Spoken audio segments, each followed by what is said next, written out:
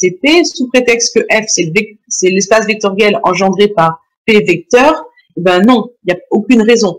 Si vous resituez ça dans R3, comme on l'a déjà fait souvent, si vous prenez par exemple 3 vecteurs dans R3, est-ce que c'est vous prenez l'espace qui est engendré, est-ce qu'il est forcément de dimension 3? Pas forcément. On a vu que 3 vecteurs dans R3, ils pouvaient être dans le même plan.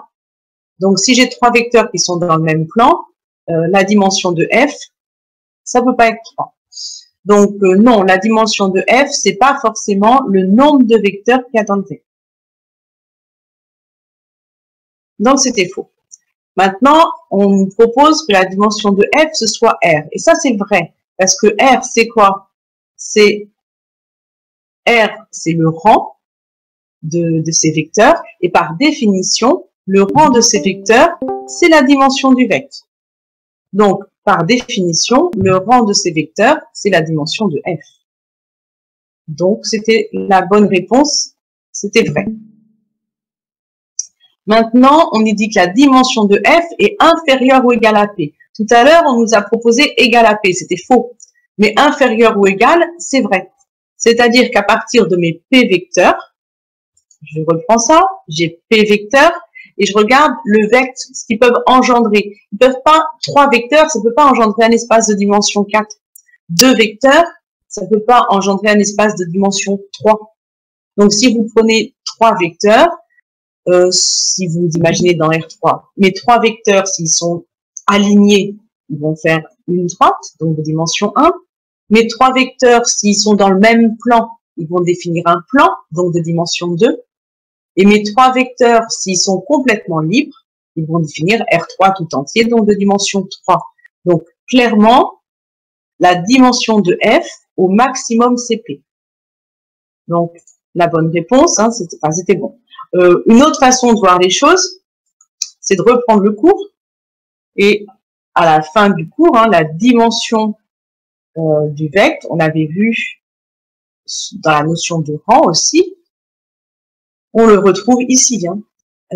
Quand on a P vecteur, le rang est inférieur ou égal à P. Donc la dimension de, il s'appelait V ici, mais dans l'exercice, la dimension de F est plus petite que P. Donc ça, c'était vrai.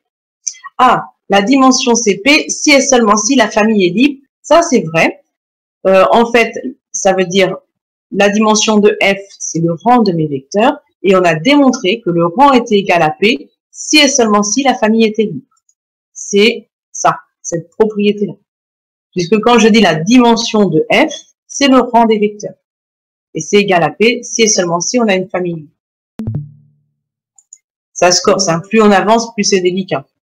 Maintenant, on nous dit la famille est génératrice de F. Ça, c'est vrai. Ça, c'est vrai parce que, je reprends ici, F, c'est le vecteur. Donc, c'est simplement F et l'espace vectoriel engendré par cette famille. Si je lis la phrase dans l'autre sens, cette famille engendre l'espace vectoriel F. Donc, c'est une famille génératrice. Est-ce que c'est une base? Ben, pas sûr. Pas sûr parce qu'on n'est pas sûr que la famille soit libre.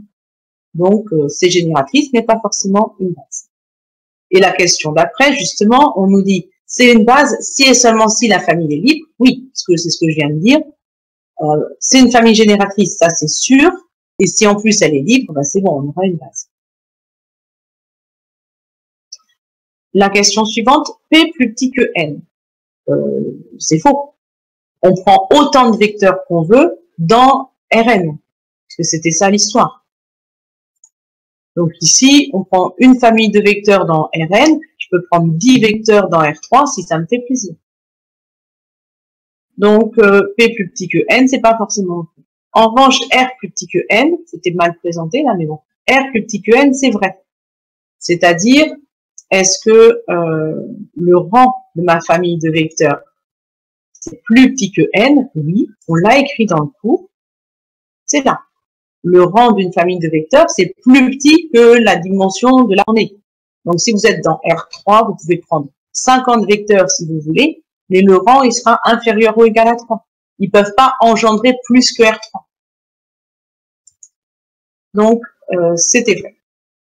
Maintenant,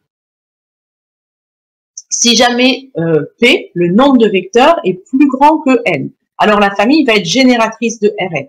Ben, pas forcément. Pas forcément. Si vous prenez 10 vecteurs dans R3, mais que ces 10 vecteurs ils sont répartis sur un plan, ben, ce qu'ils vont engendrer, c'est le plan. Ils ne peuvent pas engendrer R3. Donc non, c'est pas lié à la quantité, mais plutôt à la façon dont ils sont disposés. De la même façon, c'est assez proche en fait. Si on a, oh non pas tout à fait. Donc si on a une famille avec P vecteurs et qui est liée. On me dit donc forcément P c'est plus grand que N plus 1. C'est-à-dire si je suis dans R3, une famille liée, elle a au moins 4 vecteurs.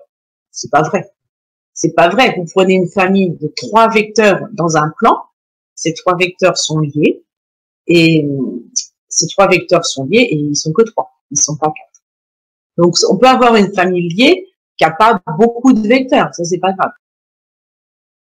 En revanche, alors dans l'autre sens, c'est tout aussi faux finalement, parce que si vous regardez ça et ça, finalement ça a l'air d'être la contraposée. Si on n'a pas beaucoup de vecteurs, on a forcément une famille libre. Non, je suis en train de vous dire depuis tout à l'heure, on est dans R3, si je prends 3 vecteurs, ben, c'est pas forcément une famille libre, parce que s'ils sont dans le même plan, c'est pas libre. En fait, la question 11 et la question 12, c'est la même, mais pas posée quand même. La question 13, si le rang de ma famille, c'est exactement N, alors c'est une famille génératrice. Alors oui, si le rang de ma famille, c'est exactement N, c'est une famille génératrice. Pourquoi? Je reviens ici. Donc, le rang, c'est la dimension de F, ici. Et si je vous dis que la dimension de F, c'est N, ça veut dire que F, c'est Rn. Ça veut dire que les vecteurs ici, ils engendrent Rn. Donc, on a bien une famille génératrice de Rn.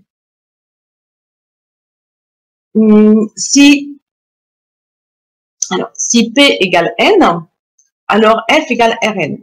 Pourquoi c'est faux? C'est-à-dire si on a autant de vecteurs que la dimension, c'est toujours la même histoire. Vous prenez 3 vecteurs, on prend 3 vecteurs dans R3. Et je regarde l'espace qu'ils engendrent. Ben, c'est pas forcément R3. 3 vecteurs dans R3 peuvent engendrer un plan, parce que s'ils sont dans le même plan, donc 3 vecteurs dans R3 n'engendrent pas forcément R3. Donc ça se fait. En revanche, si j'ai 3 vecteurs et que leur rang c'est 3 vecteurs, si le rang c'est 3, là ils vont engendrer R3. C'est la définition du rang. Donc si le rang de mes vecteurs c'est 3, on va retrouver ça où? Ici. Oui, on le retrouve ici dans les définitions. Donc si le rang c'est 3, ça veut dire que l'espace engendré est de dimension 3. Et comme on est dans R3, si je mets 3 comme exemple, eh bien, on engendre R3 tout entier. Donc plus généralement, si le rang c'est N, ça veut dire que l'espace engendré est de N. Et bien, dans Kn, l'espace engendré de dimension N, c'est Kn. Donc, si le rang c'est N, l'espace engendré c'est Rn. Maintenant, si la famille E1EP est une base de Rn, forcément, N égale P, c'est-à-dire, elle contient forcément N vecteurs. Et ça, c'est vrai, parce qu'une base de Rn contient toujours N vecteurs. Donc, pas de problème. Maintenant, on me dit, je prends P vecteur, c'est une base si et seulement si N égale P. Alors, il y a un sens qui est vrai. Si c'est une base, alors N égale P, c'est sûr, c'est ce qu'on vient de dire à la question 16. Mais c'est la réciproque qui est fausse. C'est-à-dire, si on prend autant, on est dans R3 et qu'on prend 3 vecteurs, ben, c'est pas forcément une base. Ça fait quand même 5 fois qu'on le dit. Si vous prenez 3 vecteurs dans R3 et s'ils sont pas libres, ben, ils peuvent définir un plan. Donc, dans l'autre sens, c'est pas vrai. Donc, le nombre de vecteurs ne me permet pas de dire que c'est une base. En revanche, le fait que ce soit une base, ça m'induit le nombre de vecteurs. Alors, justement, toujours avec, si j'ai autant de vecteurs que la dimension, donc par exemple 3 vecteurs dans R3, et que c'est une famille libre, ah ben ce sera une base là, pour le coup. Quand on a une famille libre et qui a exactement le bon nombre de vecteurs, alors c'est une base. Ça correspond au diapo, on avait trois notions, puis on mettait des grosses bulles dessus. Et dans le cours, c'est cette propriété-là. Si on a une famille libre qui a exactement le bon nombre de vecteurs, donc là, on est dans Kn, donc une famille libre avec n vecteurs, ce sera une base de Kn. Donc si n égale p et que la famille est libre, alors c'est une base, c'est vrai. Si n égale p et que la famille est génératrice, alors c'est une base. C'est vrai aussi dans le même, c'est au même endroit dans les propriétés, mais c'est l'autre propriété, la deuxième. Si on a une famille génératrice avec pile le nombre de vecteurs qui correspond à la dimension, c'est une base. Bien. Et la dernière, c'était vrai aussi. Alors, c'est peut-être plus délicat à justifier. Si j'ai P vecteurs qui forment une base de Rn. Je fais dans un sens puis dans l'autre pour pas qu'on s'embrouille. Si j'ai P vecteurs qui forment une base de Rn, forcément, P égale N. Parce que le nombre de vecteurs d'une base, c'est toujours la dimension. Donc, P égale N, c'est sûr. Et puis maintenant, comme c'est une base, c'est une famille libre. Et quand une famille est libre, son rang, c'est son nombre de vecteurs. Donc ça, c'est ce qu'on avait vu sur le rang. Voilà. Si la famille est libre, le rang, c'est exactement le nombre de vecteurs. Donc, il y a un sens qui marche bien. Si c'est une base, alors on a bien n égale p égale n. Alors, réciproquement, c'est-à-dire on joue que sur des nombres, et il faut qu'on dise que c'est une base. Si n égale p, donc n égale p, on prend autant de vecteurs que la dimension. Et quand je calcule le rang de ces vecteurs, ben, ça change pas. C'est toujours autant que la dimension. Donc déjà, quand on a p vecteurs et si le rang c'est p, c'est qu'on a une famille libre. C'est écrit. Si le rang c'est p, quand on a p vecteurs, la famille est libre. Et si en plus, le nombre de vecteurs, j'ai une famille qui contient n vecteurs dans Rn, c'est une base. Donc, on peut revenir de droite vers la gauche, on a bien une équivalence. Donc ça, c'était vrai aussi. À méditer, alors ceux qui l'ont fait ont accès à leur copie, et puis ceux qui n'avaient pas fait le quiz, ben maintenant, c'est bloqué. Alors si vous voulez, je peux le réouvrir avec un autre code, pour éventuellement que vous puissiez, si vous voulez le refaire. Je peux vous donner un autre code si certains d'entre vous veulent le refaire. Madame? Oui. Est-ce que ce serait possible de réexpliquer la 19? Je reviens sur la 19. Enfin, oui. La 19, c'est quand on a n vecteurs, on est dans Rn, on prend n vecteurs et c'est une famille génératrice, alors c'est une base. Ça, c'est cette propriété-là du cours. Je ne sais pas si vous vous souvenez de ces propriétés. Je mettais en plus petit, voilà. C'était non, c'était pas celle-ci. C'était juste avant. C'était dans les dimensions. Donc, propriété des dimensions. La première, dimension et famille libre. La deuxième, dimension et famille génératrice. Et en fait, ce qu'on applique dans la question 19, c'est donc cette propriété-là. Simplement, au lieu de prendre un sous-espace vectoriel E de Kn, on va prendre Kn tout entier. Donc, il est de dimension n. Si je prends une famille génératrice de Kn à n vecteurs, parce qu'il est de dimension n, eh bien forcément, c'est une base de Kn. Ça correspond aussi à ce qu'on avait vu. Alors, ça remonte. Quand je vous avais fait les petites bulles, c'était là. Voilà. C'était ces diapos ici. Si on a une famille génératrice qui contient P vecteurs, famille génératrice P vecteurs, alors c'est une base. Donc, ça correspond à cette propriété-là du cours. Je sais, c'est un petit peu, au début, c'était tranquille, l'espace vectoriel, on fait des petits dessins avec des vecteurs, on fait 2-3 calculs, et là, on arrive à des choses beaucoup plus abstraites. On s'appuie sur des choses concrètes et rapidement, après, on monte en abstraction. Mais finalement, ça reste du concret. On est sur, si vous imaginez dans R3, si j'arrive à engendrer R3 avec 3 vecteurs, bah, c'est que ces vecteurs, forcément, ils sont libres. Donc, c'est un petit peu ça. Donc, c'est forcément une base. Voilà pour ça. Alors, donc, c'est un petit peu délicat. Si je peux envoyer ceux qui l'avaient pas fait, parce qu'en fait, il n'y avait pas eu beaucoup de réponses. Donc, je peux vous refaire un code si vous voulez le refaire et surtout avoir une trace. Parce que sinon, vous n'avez pas les réponses. Bien, eh bien, écoutez, ceci étant dit, on va repartir donc sur un nouveau chapitre, mais qui est vraiment très relié. C'est vraiment la suite de ce qu'on vient de faire sur l'espace vectoriel. Alors, c'est ça. Alors, c'était pas la même forme que d'habitude. En fait, j'ai fait sous forme de photo. Alors, je sais pas si ça vous convient bien. C'est que moi, j'avais un truc qui était prêt. Donc là, ça m'a fait un peu des vacances. J'avais un truc qui était prêt. Je vais le grossir un petit peu. C'était joli, c'était en couleur. Et donc, je me suis dit, ça pouvait vous faire un joli cours. Après, c'est pour vous, si ça vous impose d'imprimer des choses ou pas. Donc, c'est pour ça que je vous ai donné les deux versions, la version vide et puis la version complétée. En fait, ça correspond à des choses que j'avais faites l'an dernier en cours. Donc, où les élèves, ils avaient genre distribué le cours à trous, comme on a pu faire parfois nous ensemble. Donc, le cours à trous et ensuite, je projetais le cours complété.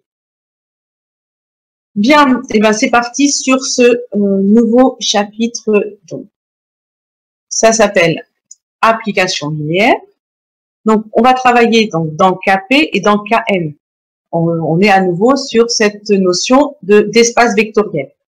Pour simplifier les notations, j'appelle E, c'est KP et F, c'est KN. Et on va s'amuser maintenant, donc, à partir de deux espaces vectoriels KP et KN, à prendre des applications de l'un dans l'autre, donc des fonctions. Alors, ce qu'on appelle une application linéaire, c'est une application au départ. Donc, on va de E dans F, ça c'est clair. Et on dit qu'elle est linéaire quand elle vérifie les deux propriétés suivantes. C'est que quand je prends l'image d'une somme, c'est la somme des images. Et l'image de lambda U, c'est lambda fois F de U. C'est-à-dire qu'elle se comporte de façon très simple concernant la somme et la multiplication par des nombres. La notation ensuite qu'on va utiliser, les applications linéaires, donc on va les appeler comme ça, c'est l'ensemble des L, E, F, L comme linéaire. Donc, L, E, F, ça désigne l'ensemble des applications linéaires de l'ensemble E vers l'ensemble E. Alors une première remarque, c'est que là-dedans, si je remplace en particulier dans la propriété petit b, dans la propriété petit b, si vous prenez comme vecteur U, le vecteur, ou plutôt comme lambda, vous prenez 0. Vous avez f de 0 fois n'importe quoi, donc ça fait f de 0, égale 0 fois f de truc. Donc on obtient forcément f de 0 égale 0. Donc dans la relation B, en prenant n'importe quel vecteur U et en prenant comme lambda 0. Alors attention, quand je dis f de 0 égale 0, le premier 0, ben, c'est le 0 de E, de l'ensemble de départ, et le 0 ici, c'est le 0 de F, de l'ensemble d'arrivée. Donc ils n'ont pas forcément le vecteur nul, hein, c'est plein de zéros, là il y en a P, et là il y en a N. Ils n'ont pas forcément exactement le même nombre de zéros.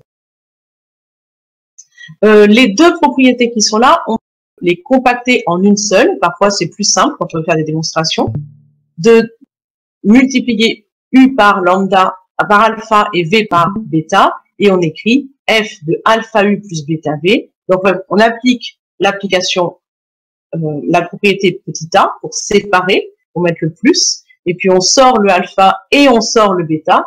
avec la propriété petit b. Donc, ça se résume en une seule. C'est ça l'avantage. Ce qui signifie en fait que l'application F va conserver les combinaisons linéaires, d'où ce nom d'application linéaire. Si on veut généraliser cette propriété-là, cette relation-là, non pas avec deux vecteurs, mais avec n vecteurs, que j'appelle U1, U2, Un, on va prendre donc des nombres alpha 1, alpha 2, alpha n. Ce qu'on fait pour 2, on peut le faire pour 3, et donc pour n, ça pourrait se démontrer par récurrence, mais on voit que ça s'écrit directement. Hein. Donc f de la somme, c'est la somme des f, et puis alpha 1, U1, je peux sortir le alpha 1, et dans alpha n, Un, je peux sortir le alpha n. Donc on peut généraliser la propriété au-dessus. Donc ça signifie clairement que l'application f, elle transforme une combinaison linéaire des vecteurs U en une combinaison linéaire des vecteurs f de U. D'où cette notion, ce terme d'application linéaire. On retrouve des combinaisons linéaires. Alors, un cas particulier qui va être quand même très très fréquent, c'est en fait quand on a une application linéaire de E dans lui-même. Au lieu d'aller de E dans F, on va de E dans E. C'est-à-dire, c'est L de E, E. Et comme on n'écrit pas L de E, E, on écrira L de E. Donc ça, implicitement, ça signifie qu'on va de E dans lui-même. Alors, quand on a une application linéaire de E dans lui-même, il y a un nom spécial, on dit que c'est un endomorphisme. Alors, on va faire un petit peu de... on va étudier un petit peu le terme, comme un petit peu d'étymologie, en fait. Endo, donc, je dirais en bio, vous avez déjà rencontré le mot endo, vous le retrouvez dans certains termes de biologie, et en fait, c'est le même. Donc, endo, c'est à l'intérieur. Souvent, endo, c'est pour dire qu'on est dedans. Donc, c'est dans lui-même. Parce que le même, vraiment, on mettrait plutôt iso. Donc, c'est de E dans E. Ça reste à l'intérieur, c'est endo. Et le terme morphisme, ça veut dire que ça concerne la forme, la morphologie. Et la forme, en fait, ce sont les opérations multipliées et ajoutées. Donc, vous voyez qu'une combinaison linéaire reste une combinaison linéaire. C'est ça, la forme qu'on va conserver. Donc, endomorphisme, c'est un mot un petit peu bizarre, mais si on le décompose, endo, on reste dans E, et morphisme, ça conserve la forme. Alors, deux exemples ensuite. Le premier exemple, on a 2x, x plus y et 3y, donc à partir du couple xy. Donc, on va de R2 dans R3. On a ici deux composantes au départ, x et y, et à l'arrivée, on a trois composantes. Et on veut vérifier que l'application est linéaire. Donc, on prend deux vecteurs dans l'ensemble de départ, je les appelle U et V, et puis deux nombres, je les appelle alpha et bêta. Alors U, c'est xy, V, je l'ai appelé x', y', pour qu'on les reconnaisse. Si je construis le vecteur alpha U plus bêta V, ça veut dire qu'en première composante, je vais avoir alpha x plus bêta x', ici, et en deuxième composante, alpha y plus bêta y', là. Il faut calculer l'image de ce vecteur-là, de alpha U plus bêta V. Alors, je vais reprendre le modèle de f qui est là. Qu'est-ce qu'elle fait la fonction f? Elle prend, pour avoir récupéré la première composante ici du résultat, il faut prendre le x qui est là et le multiplier par 2. Et moi, mon x, il est gros maintenant. C'est alpha x plus bêta x'. Je le multiplie par 2. Voilà ce que j'obtiens. En deuxième composante, il fallait faire x plus y, c'est-à-dire ajouter les deux termes qui sont là. J'ai tout ajouté. Alpha x plus bêta x' plus alpha y plus bêta y'. Ça, c'est ma deuxième composante. En troisième composante, il faut multiplier y, donc le deuxième terme, par 3. Ben, j'ai multiplié tout ça par 3. 3 alpha y plus 3 bêta y'. C'est un peu le bazar, il y a beaucoup de monde, tous les sens. Il va falloir qu'on essaie de séparer là-dedans les termes qui ont des alpha et les termes qui ont des bêta pour essayer de retrouver quelque chose comme ça. Isoler le alpha et isoler le bêta. Alors, j'ai déjà séparé en deux morceaux. Un morceau, il y a les alphas et l'autre, il y a les bêtas. En première composante, j'ai deux alpha X, et puis, donc, je le mets ici. Et de l'autre côté, j'ai mis le 2 bêta X'. Je sépare à chaque composante les alphas et les bêtas. En deuxième composante, les alphas, j'ai alpha X, alpha Y, je les mets ensemble. Et les bêtas, bêta X', bêta Y', je les mets à droite. La troisième composante, je sépare les alphas et les bêtas. J'ai 3 alpha Y, je les mets à gauche. Et 3 bêta Y', je le range à droite.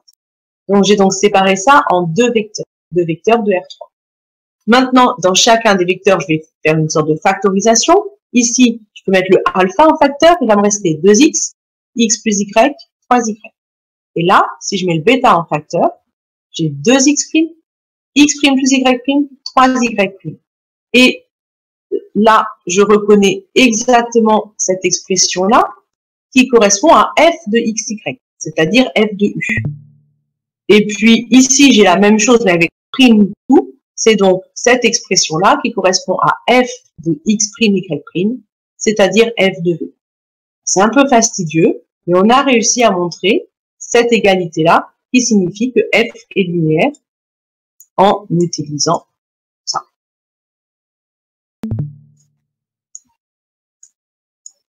Bien. Exemple 1, c'était l'exemple 1, exemple 2. Ah oui, j'ai dû... Qu'est-ce que je fais dans les... Oh, j'avais un PDF, c'est pas grave. Image suivante. Mais c'est pas cela que je vous... Je suis en train de me... Plus jolie couleur, celui que vous avez envoyé. Je vais reprendre, c'est pas grave.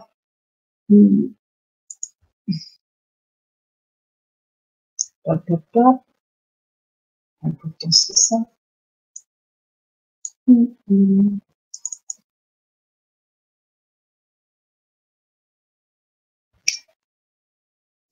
Bon, si, c'est celui-là que je vous ai envoyé. Bon, je sais pas. Ah, c'est que vous n'avez pas image par image. C'est reparti. La suite, c'était plus fluide comme ça. Alors, le deuxième exemple, c'est le contraire. Je vais de R3 dans R2. Donc, je pars d'un ensemble où il y a 3 composantes, X, Y, Z, et j'arrive à un ensemble où il n'y a que 2 composantes. Je définis l'application et je vérifie qu'elle est linéaire. Alors, on prend un vecteur au départ que j'appelle U, c'est X, Y, Z, et un autre X', Y', Z'. Je prends des nombres alpha et bêta, et je vais calculer l'image de ce vecteur alpha U plus bêta U. C'est le même principe que tout à l'heure. Déjà, j'écris le vecteur alpha U plus bêta U. Donc, je l'écris avec ces 3 composantes. Et maintenant qu'il est écrit avec ces 3 composantes, j'applique la fonction f. Pour appliquer la fonction f, je regarde ce qu'elle fait. Elle fait 2 morceaux. Le premier morceau, il faut ajouter x et z. Donc, j'ajoute tout ça, le alpha x plus bêta x', avec le z. Et j'en fais un gros tas qui est écrit là. Ensuite, je mets ma virgule qui me sépare mes 2 composantes. Et la deuxième composante est plus compliquée. Il faut prendre le y, donc ce terme-là, et lui soustraire 2 fois celui-ci. Donc, voilà le résultat qu'on obtient. C'est pas très compliqué, c'est pas très joli. Le même principe que tout à l'heure, je vais essayer de séparer là-dedans les termes alpha et les termes qui ont des bêta. J'ai fait le calcul un petit peu d'un seul coup. J'étais un petit peu plus vite que ce qu'on a fait tout à l'heure. J'ai mis tous les alphas ensemble et j'ai factorisé, tous les bêtas ensemble et j'ai factorisé. Donc, normalement, il n'y a pas de difficulté pour passer d'une ligne à l'autre. C'est des calculs qu'on a déjà fait sur les vecteurs. Ce qui nous permet de reconnaître dans cette expression-là, c'est exactement la même chose que ça. Donc, c'est f de x, y, z, c'est-à-dire f de u. L'expression qui est là, endomorphisme, on a des jolis mots à utiliser, on peut en profiter. Donc, l'identité de E dans lui-même, puisqu'à un vecteur U, je fais correspondre le même vecteur U. Elle fait rien, l'identité. Elle fait rien, mais elle le fait bien. Et donc, U donne U. Et bien, ça, c'est une application linéaire. Alors, pourquoi? Je ne l'ai pas démontré, mais parce que si vous prenez, au lieu de prendre U, vous prenez U plus V, vous obtiendrez U plus V au bout. Donc, ça conserve la somme. Et si vous prenez lambda U, vous allez obtenir lambda U au bout. Donc, c'est totalement linéaire. Il n'y a pas de problème.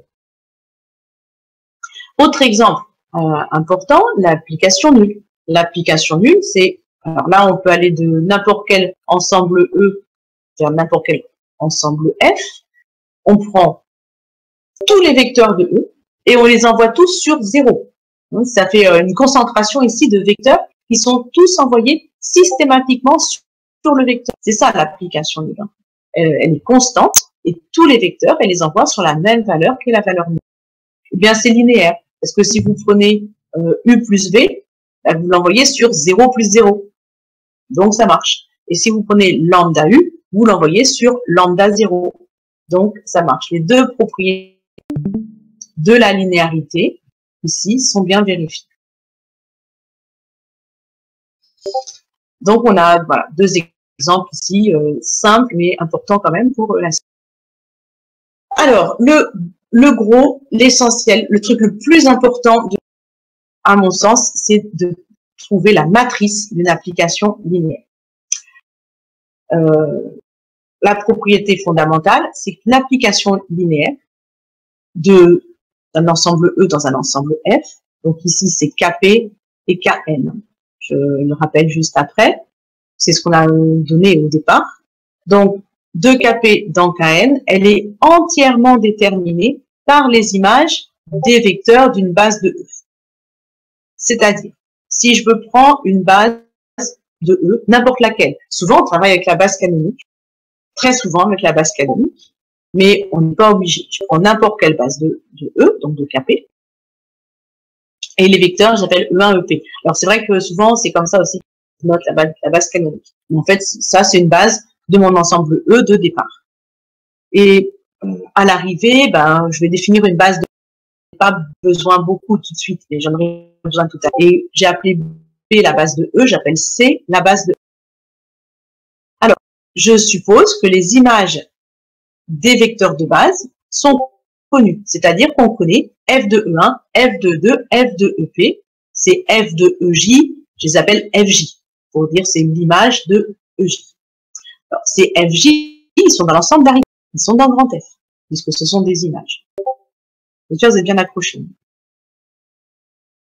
Je prends maintenant n'importe quel vecteur et je veux calculer F de U. Donc ici, on suppose que pour notre application F, les images des vecteurs de base sont connues. C'est-à-dire, par rapport à E, je connais les résultats, j'en connais P. Je connais F de E1, F de E2, F de EP. En me limitant à ces P résultats, je vais être capable de calculer l'image de n'importe quel vecteur de E. Et là, c'est une infinité de vecteurs. Donc, en fait, en partant d'un nombre limité d'images, je vais pouvoir reconstituer les images de tous les vecteurs. C'est ça ce qu'on appelle l'application est entièrement déterminée. Je vais pouvoir entièrement calculer les images de tous les vecteurs de E. C'est ça qui m'intéresse. Donc, j'en prends un quelconque et je veux calculer F de U. Et je vais voir qu'effectivement, en m'appuyant sur les images qu'on a posées là, c'est bon, on va y arriver. Ce qui est assez puissant, en fait. Avec, à partir de 3 vecteurs, je peux calculer les images d'une infinité de vecteurs. Alors, je prends un vecteur U quelconque. Un vecteur U quelconque dans E, il se décompose en base B. C'est par définition d'une base. Il existe un unique PUP tel que U s'écrit sous la forme x1, E1 plus x2. Ça, c'est la notion de coordonnées du vecteur U dans la base B. Donc, ces coordonnées, c'est x1, x2, xp, qui me permettent de décomposer mon vecteur. Donc, vous voyez qu'on est vraiment, on se raccroche tout de suite à ce qu'on a fait dans le chapitre précédent. Je veux calculer f de u. C'est ce que je vous ai dit tout à l'heure. Mon objectif, c'est d'arriver à calculer f de u pour n'importe quelle valeur de n'importe quel vecteur u. Si je veux calculer f de u, ben, je remplace par son expression en fonction des vecteurs E1, EP. Donc, son expression avec ses coordonnées. Et là, je vais utiliser la linéarité de f. F de la somme, c'est la somme des f, et je sors les x. Donc, j'utilise les propriétés de linéarité qu'on a vues au-dessus. Je rembobine un peu. Ben, celle-ci, par exemple. Voilà, qui était une généralisation de la linéarité. Donc, je reviens à mon f de u. J'explose cette somme et je sors les x qui sont des nombres. Et je garde les e qui sont des vecteurs. Et arrivé là, je dis, bah oui, mais f de 1, j'ai dit que je connaissais les images des vecteurs de base. Je connaissais pas grand chose, mais ça, je le connaissais. F de 1, je l'ai appelé F1 et F de P, je l'ai appelé F2. Ça veut dire que si je connais les images des vecteurs de base, je suis capable, en décomposant le vecteur U, de recomposer le vecteur image F de U. Donc, la petite phrase, elle est là. Connaissant les F de EJ, les images des vecteurs de base, on peut donc calculer l'image d'un vecteur quelconque U. Et ainsi, l'application est entièrement déterminée. C'est ça ce que je veux dire par entièrement déterminé. Un exemple. Je veux définir une application F, une application linéaire de R3 dans R2, alors que je suis censé connaître que les images des vecteurs de base. Alors, pour faire simple, j'ai pris la base canonique. Donc, F de E1, c'est la base, le vecteur dans R3, c'est le vecteur 1, 0, 0. Et je dis que F de E1, ça va s'écrire moins 2, 3. Un résultat qui est dans R3. F de 2, je le connais, et F de 3, on dit que je le connais. Donc, je me donne simplement 3 images, et à partir de là, je vous promets qu'on est capable de calculer les images de tous les vecteurs x, y, z. C'est ce qu'on vient de dire à l'instant, et on va le vérifier sur un exemple. Donc, je prends un x, y, z quelconque, et je vais écrire f de x, y, z. Et là, comme c'est la base canonique, on peut écrire x, y, z sous la forme x multiplié par le vecteur E1, puisque c'est le vecteur 1, 0, 0. E2, c'est le vecteur 0, 1, 0. Et E3, c'est le vecteur 0, 0, 1. Voilà. L'essentiel aussi, c'est de comprendre ça. La décomposition du vecteur x, y, z dans la base canonique. Vous voyez que je ne l'ai pas redétaillé. J'espère que ça, c'est acquis, quoi, c'est au point. À partir de cette expression-là du vecteur x, y, z, ça, c'est quelque chose qu'on avait vu dans le cours sur l'espace vectoriel, mais il n'est pas loin. Je vais vous le rappeler parce que je ne voudrais pas que vous soyez perdus là-dedans. La notion de base, et en particulier de base canonique. Voilà. C'était ce qu'on avait écrit ici. Vous voyez, dans R3, là, je les avais appelés I, J et K. Et maintenant, dans l'exemple que je vous propose, il s'appelle E1, E2, E3. Mais ça, c'est la base canonique. Donc, quand vous prenez le vecteur X, Y, Z, vous voyez bien qu'il s'écrit X fois I, Y fois J. Donc, ça fait un X ici et que des 0. Ici, j'ai 0, Y, 0, 0, 0, Z. Donc, on a bien XI, YJ, ZK. Donc, sur mon exemple, j'ai mis X1, Y2, Z3, puisque c'est comme ça que je les ai appelés E1, E2 et E3. Arrivé là, je fais la même chose que ce qu'on a fait au-dessus.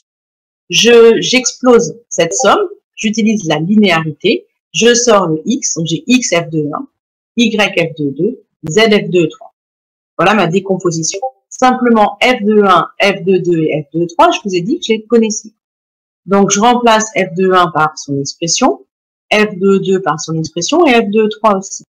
Et quand j'ai fait ça, je vais regrouper tout ça sous la forme d'un secteur. Je développe. Donc, en première composante, je vois apparaître moins 2x, il n'y a pas de y, moins z.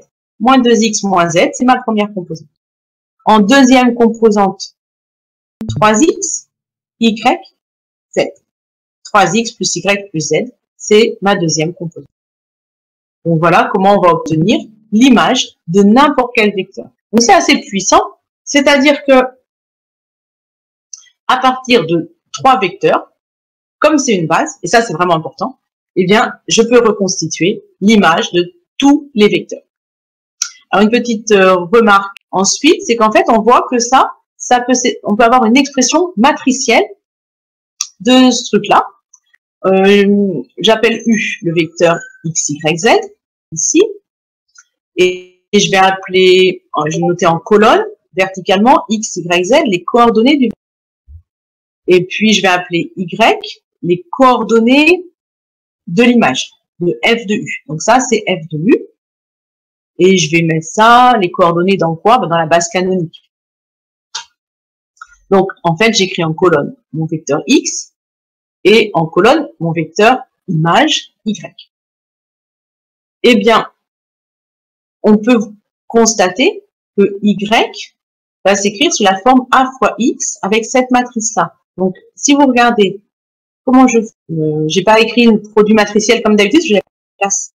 Mais si vous prenez cette matrice-là et vous multipliez la colonne x, y, z, vous voyez que le moins 2 fois x, moins 2x, 0 fois y, moins 1 fois z, moins z. Donc, on obtient la première ligne du y. Et 3 fois x, 1 fois y, 1 fois z, on obtient la deuxième ligne du y. Donc, ça nous permet de donner ici ce qu'on appelle l'écriture matricielle d'une application linéaire. En fait, on va reconnaître que les coefficients qui permettent de faire le calcul. Bien, on va essayer de généraliser ce truc-là, et puis après on verra sur des exemples comment ça marche. Alors,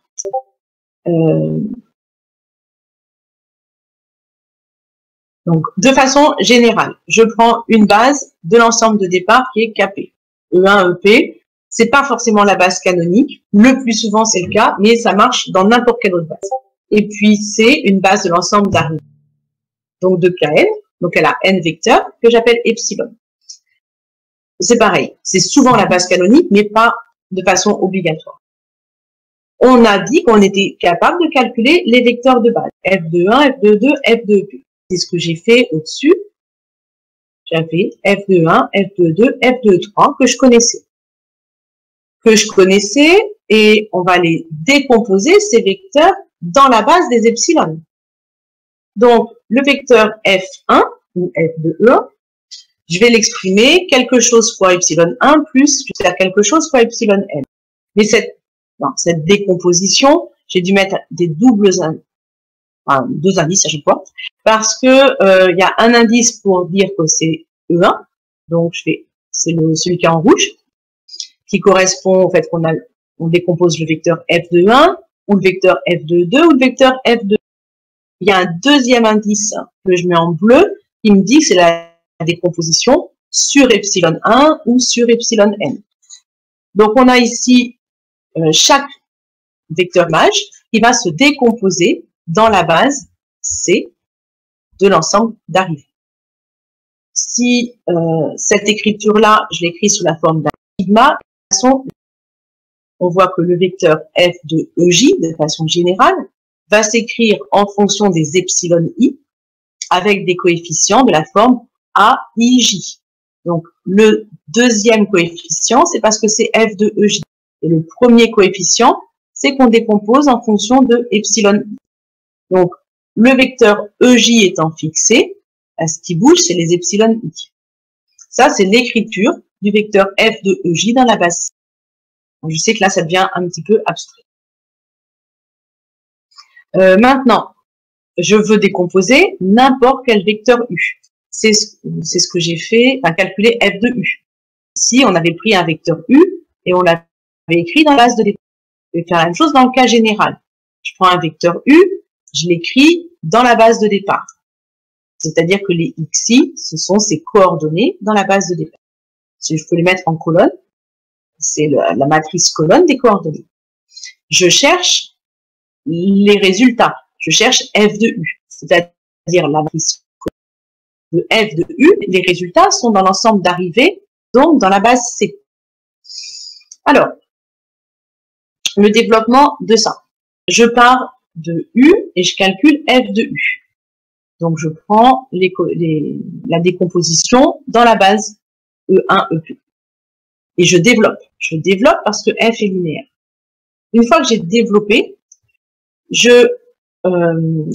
j'exprime chaque vecteur f de E1, f de EP avec, je vais peut-être réduire un petit peu, qu'on voit mieux, chaque vecteur avec cette expression-là.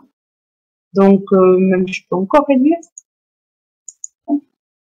C'est-à-dire, avec ça. Donc, le f de E1, je l'ai remplacé par sa décomposition qui était. Et le f de EP, je l'ai remplacé par sa décomposition qui est en fonction des epsilon. Donc, c'est une somme et à l'intérieur, il y a à nouveau des grosses sommes.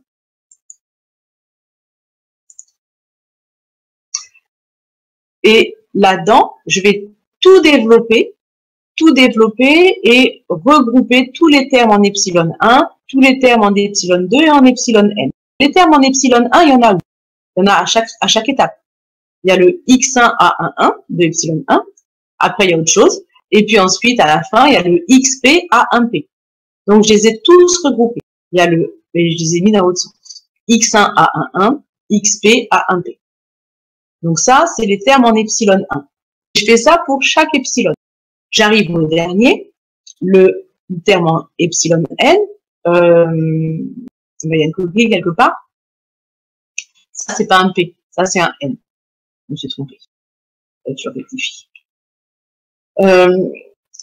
Donc ici, hein, donc si vous voyez, c'est pas un p, n. Les termes en epsilon n, il y a le x1 à n1, donc je les recopie là.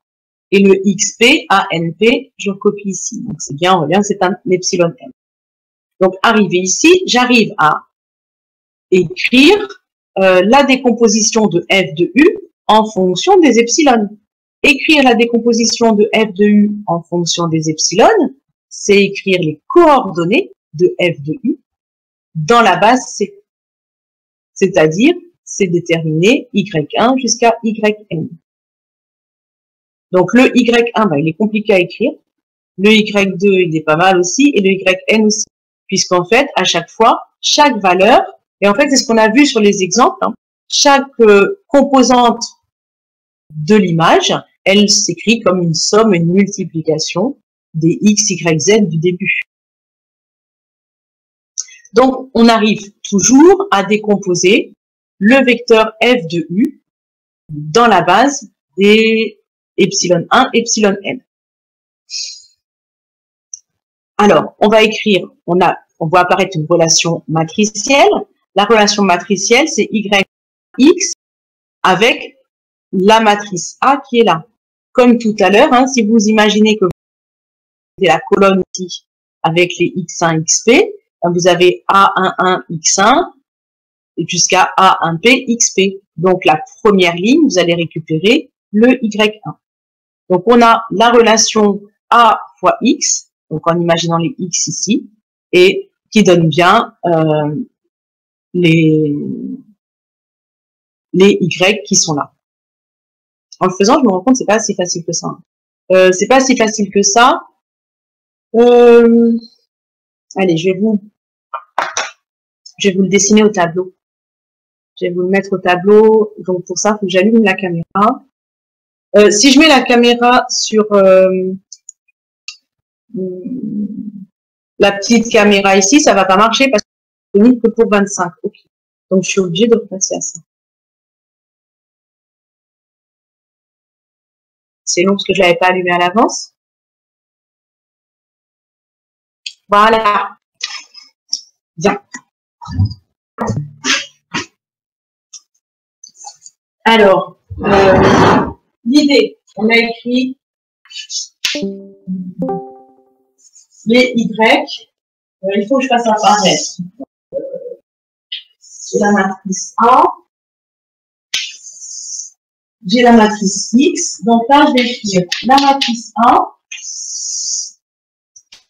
C'est un peu délicat hein, comme cette partie du cours, mais c'est vraiment important. La matrice X, et je vais faire A fois X, et là, je dois récupérer Y. Je sais ce que je veux obtenir comme Y, puisque le premier terme de Y, comme ça, c'est Y. Alors, c'est une matrice qui n'a qu'une seule colonne. Cette colonne, c'est Y1, Y2, Yn. Cette matrice, elle n'a qu'une seule colonne, mais les termes de la colonne sont gros. Ils sont gros puisqu'on a vu que le premier terme, le Y1, c'était A11, X1, plus, on avait trouvé A1P, XP. Parce que je vais avoir cette place. Donc, ça finissait par A1P, XP. Et ça, c'est le Y1 de nuage. Maintenant, le deuxième terme, le s'écrit A1, 2, A2, 1, X, 1, plus A2, P, X, P. Ouais, c'est à peu près zip. Et le dernier terme, donc ça c'est Y1, Y2, c'est ce qu'on a trouvé dans le calcul. Et ça, c'est YP, on a trouvé YN, pardon, AN1, X1, plus ANP, XP. Donc ça, c'était le Y1 du calcul, le Y2, le Y. Ça, ça correspond à l'image F de U. Et le X, ce sont les coordonnées de U. Ça, c'est F de U. La décomposition donc, de F de U dans la base, epsilon 1, epsilon 2, epsilon n. Ce qu'on sait sur le X, ben le X c'est simple, les coordonnées du vecteur U, X1, X2, Xn, Xp. Et il faut qu'en multipliant ce vecteur X par la matrice A, on retrouve ça. Donc nous, on sait faire, on sait qu'on va multiplier X1 par le terme qui est là, et il faut qu'on trouve A11 X1. Ah, il suffit qu'ici je mette A11. Et on irait plus. Et ensuite, on continue. Ben, en fait, le terme X2, il n'est pas écrit. Ça finit par ce terme-là, qu'on va obtenir en XP multiplié par le nombre qui est là, qui est A1P. Et on continue ensuite ligne par ligne. Ici, si je veux récupérer le X1 multiplié par A de 1, et ici, ce X1, il faut que ce soit multiplié par un nombre ici, qui est le nombre A de 1. Et je vais continuer jusque là, où mon XP ici doit être multiplié par un nombre qui est A de P. A de P, voilà. Et on continue. Le dernier terme, ça doit correspondre à donc, AN1 X1. Donc ce X1 va être multiplié ici par AN1. Et quand je continue mon calcul, j'arrive ici, le XP qui est là, doit être multiplié par le nombre AN. C'est comme ça qu'on va construire la matrice A de telle sorte qu'on ait A, X égale Y. Donc la matrice A qui va correspondre à l'application. Alors, je retourne ça. Tiens. Alors ça, c'est vraiment l'élément le plus important de ce chapitre. On était ici. Voilà donc. Et ce qu'on reconnaît, ah ben je suis plus en face, mais vous allez le retrouver plus facilement peut-être sur le document ici. Donc j'ai construit ma matrice comme ça, morceau par morceau. Et en fait, les coefficients là, les A, 1, 1, etc.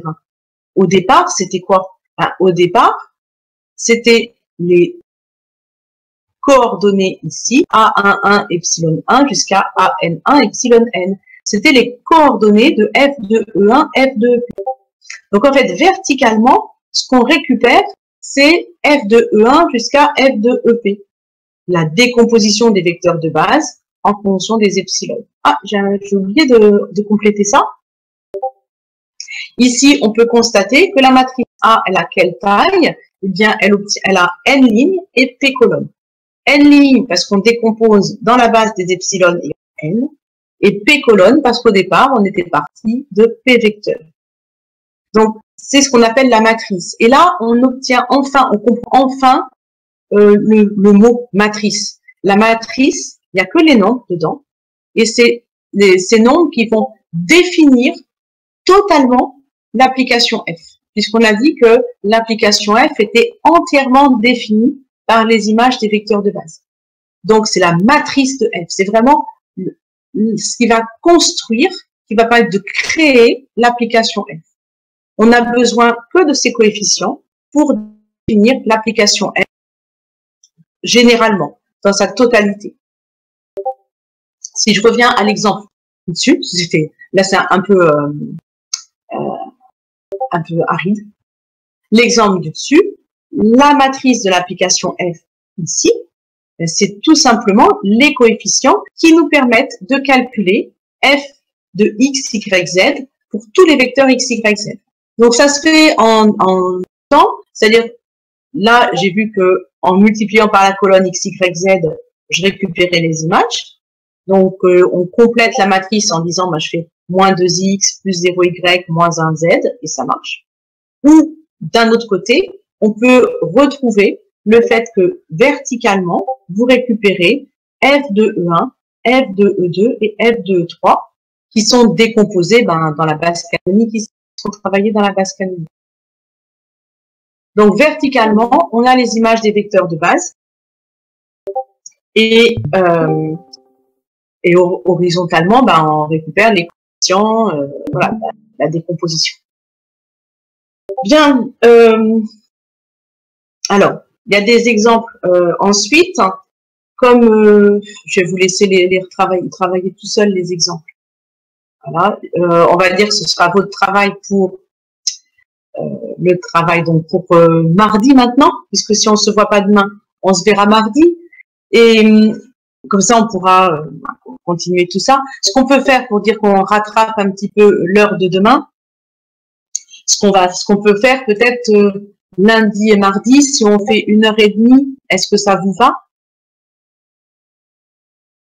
Il y a des objections. C'est-à-dire, au lieu de faire 11h midi, on peut faire 10h30 midi.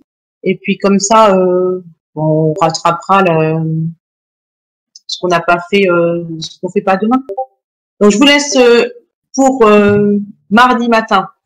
Vous regardez les exemples, vous essayez de voir le lien avec ce que je viens de vous raconter. On va les refaire tranquillement. Donc l'exemple, on les refera ensemble, hein, on recorrigera tout. Et puis on en fera d'autres. Voilà. Ça, c'est ce qu'on fera mardi. C'est vraiment indispensable de comprendre cette idée de c'est pas facile à expliquer à distance. Donc, je vous laisse méditer ça. Et puis, s'il y a besoin, pour ceux qui n'avaient pas fait le quiz et qui voudraient soit le faire ou soit surtout récupérer les questions, parce que sinon vous n'avez plus accès aux questions. Voilà. Donc, et puis le paragraphe grand ensuite la semaine prochaine. Bien, Madame. Oui. Avant qu'on se quitte, oui. Je voulais juste dire quelque chose avec Eliane. C'est pas en lien avec le cours de maths, mais en fait, c'est qu'on est certain à trouver que le rythme de cette semaine était un peu intense. Et donc, certains paniquent et stressent un petit peu. Je ne sais pas si Monsieur Hubert est présent. Non. Si, je suis là. Ah, t'es là, toi? Parce qu'Emma m'a demandé, en fait, d'accord. Donc voilà. Monsieur, vous avez entendu ou... Oui, j'ai entendu, oui. Mais Emma, ouais, je pense que il y a une sorte de conjonction entre, moi, je vous mets, vous avez plus de boulot en géologie, etc. Après, peut-être qu'aussi, vous êtes déplacé parce que quand je vous ai donné vos exercices de géologie, en fait, ils arrivent très tard. Hein. Pour certains, vous avez mis plus d'une semaine, voire 10 jours à les faire. Donc, à un moment donné, oui, vous êtes dépassé. Donc, on est en distanciel, mais il faut que vous gardiez un rythme de boulot. Oui, il y a eu plusieurs choses. Parce qu'en maths, j'avais pas l'impression d'avoir donné plus de travail. On avait un devoir à la maison, mais il y avait eu du temps. Je vous l'ai donné à un moment déjà, puisque justement, il y avait plus de temps, il y avait 10 jours pour le faire. Donc, Après, bah, vous avez du mal à finir le devoir à la maison? Emma? Ben moi là on le travaille, mais enfin moi après je suis juste là pour partager le ressenti Oui, de la classe, hein, Oui, mais mais donc c'est peut-être là-dessus si vous avez besoin, parce qu'il y a un devoir quelle journée là? Là on est jeudi. Donc de toute façon demain, tu auras un cours de français. Il y a un devoir de géol non, il est samedi le devoir de géologie. Mais samedi qui arrive là? oui, samedi qui arrive. Mais je pense que c'est voilà, ils sont. Moi, j'entends bien que le rythme est difficile parce que je pense que certains mènent de front le cours de bio de développement embryonnaire qui commence à devenir difficile, voire même très difficile. Et ils ont pris du retard, à mon avis, en géologie. Donc, du coup, je pense qu'ils ont beaucoup de choses à faire en SVT et avec autant de choses à faire en fait en maths et en physique. Et donc, du coup, là, je pense qu'ils sont un peu largués. Mais d'autres peuvent parler, pas que Emma hein, qui prend la parole. Est-ce que Merci. je pense oui la classe, le reste de la classe, est-ce que c'est d'explication? Est-ce que j'ai raison quoi? Ouais, sûrement le fait du retard qu'on a pris en géologie, c'est sûrement une faute d'organisation de plusieurs personnes. Pour ma part, par exemple, j'ai dû prendre du retard. Il y avait des schémas de bio aussi, le cours de brio, les schémas, il y avait un schéma qui était très constant et qui me coûte beaucoup de temps. Du coup, j'ai pris un peu de retard, par exemple, j'ai pas négligé la bio, mais j'ai pris du retard, par exemple, en maths et en physique par rapport à privilégier la bio, mais du coup, forcément un choix qu'il fallait faire. Quoi. Bon, parce que de toute façon, moi je l'ai senti puisque les exercices de géologie, j'ai dû vous relancer quasiment individuellement pour que vous les fassiez. Donc j'avais bien mesuré que vous étiez en train de prendre du retard et ces exercices, ils sont certes facultatifs, mais complètement nécessaires pour appréhender et assimiler le cours. Donc là, concrètement, ce qu'on peut faire en bio pour que vous raccrochiez un peu les wagons, et ben on se dit qu'on met entre parenthèses, si vous voulez, pour l'instant l'embryologie un peu, et on se concentre sur la géole dans l'optique du DS de samedi. Et le programme, bon, je m'inquiète pas, on aura le temps, on peut mettre en pause 2 jours l'embryologie, c'est pas très grave. Et vous consacrez ce temps-là à la géologie pour préparer le DS. Cette pause-là, on rattrapera ça la semaine prochaine. Il n'y a pas de souci. On fait comme ça? Est-ce que ça vous va? oui, c'est une bonne idée. Ouais, en maths, de toute façon, on avait donc, ça m'explique aussi pourquoi tout le monde n'avait pas fait l'exercice là qui était pour aujourd'hui. J'étais un peu surprise qu'il y ait si peu de réponses. Donc je vais le remettre comme ça ceux qui n'avaient pas eu le temps de le faire. Bon, il y a eu la correction aujourd'hui, mais c'est pas mal de le reprendre. Donc là, le quiz, je vous redonnerai un code et vous pourrez le faire pendant le week-end, donc après le devoir de géologie. Comme ça va pas empiéter dessus. Et puis ça vous aidera pour ce qu'on va faire pour le chapitre suivant. Donc, reprendre ça. S'il y a des gens qui sont un peu short aussi pour le devoir sur Hardy Weinberg, ben, c'est pareil, j'avais dit pour aujourd'hui, pour demain, pardon, c'est un peu short pour demain. Si vous avez besoin de temps pour le finir de le rédiger, ça peut être aussi samedi après-midi et vous n'envoyez que samedi soir. Donc, je peux donner un sursis, donc, au lieu que ce soit pour vendredi, ça peut être pour samedi ou dimanche même, le devoir sur Hardy Weinberg. Et puis, je redonnerai du travail là pour mardi. Vous avez de la chance, ça, un gros week-end, vous allez pouvoir travailler, c'est bien. Et du coup, pour moi, pour le cours de demain, bah, du coup, ce qu'on peut faire, c'est qu'à la limite, on met en pause, du coup, l'embryologie et demain, on fait juste un petit cours de réponse, de questions-réponses, en fait, sur le cours de géologie. Donc, si vous avez effectivement des questions sur le cours de géologie, mais qu'on a terminé déjà il y a 15 jours, hein, je vous rappelle, et ben, vous me les posez demain et du coup, on fait un cours on fait en fait une séance de réponse aux questions dans l'optique du DS de samedi. Ça vous va? Oui, mais justement, monsieur, en fait, en biologie, moi, je trouve personnellement que c'est compliqué de suivre tout parce que on a la géologie à réviser, il y a l'embryon, mais il y a aussi toute l'école qu'on doit revoir, Ouais. l'ancienne synthèse et aussi la colle sur la métabo qu'on devait faire. Et du coup, tout ça en même temps, ça faisait un peu revoir les notions d'avant et apprendre celles qu'on doit apprendre maintenant. Enfin, Ouais, je sais bien, Clotilde, mais comment? Moi, j'ai le problème, si tu veux, que les cols, ben, on les fait pas, et donc du coup, moi, j'ai pas de retour sur votre travail, donc on n'a pas fait de colle sur le métabolisme, on n'a pas fait de colle de génétique non plus, hein, sur la méiose, etc. Donc, c'est la seule façon que j'ai pour sonder à peu près votre travail et où vous en êtes, en fait. Mais j'entends bien, effectivement, j'entends que c'était compliqué. Après, le plan détaillé, vous avez eu, je vous rappelle que vous avez eu 1 semaine pour le faire, dont un week-end de 4 jours. Donc, il y a aussi dans votre organisation, à mon avis, des choses à revoir. Donc, du coup, on fait demain séance de questions-réponses sur la géole. Donc, pour que ce soit que ça serve à quelque chose, mettez le nez dedans et du coup, vous pouvez me poser des questions à la fois sur le cours, sur les exercices du cours, mais aussi sur les exercices facultatifs. Et du coup, on met en pause l'embryologie. On reprendra ça du coup que mardi, après le lundi férié du coup.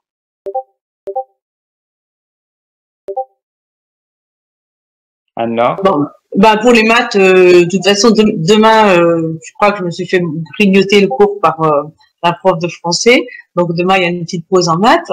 Et puis, donc moi, ce que je propose, c'est que le devoir à la maison, un petit sursis, vous pouvez le rendre après le devoir de géol, donc soit samedi après-midi, soit dimanche. Et voilà, d'ici là, donc vous pouvez mettre un petit peu les maths entre parenthèses, mais il faudra s'y remettre au week-end parce que on va replonger mardi donc sur le cours qu'on a commencé aujourd'hui. Donc ça, il faudra regarder. Voilà, donc on refera des exemples du cours d'aujourd'hui, on fera ça mardi. Donc là, moi, je vous laisse un sursis sur le devoir à la maison. Et puis, comme il n'y a pas de cours de maths demain, il n'y a pas de choses à faire pour demain. Voilà, que je propose aussi. Est-ce que certains ont des questions, d'autres choses? Eh ben, on lève le cours du coup. Bon appétit.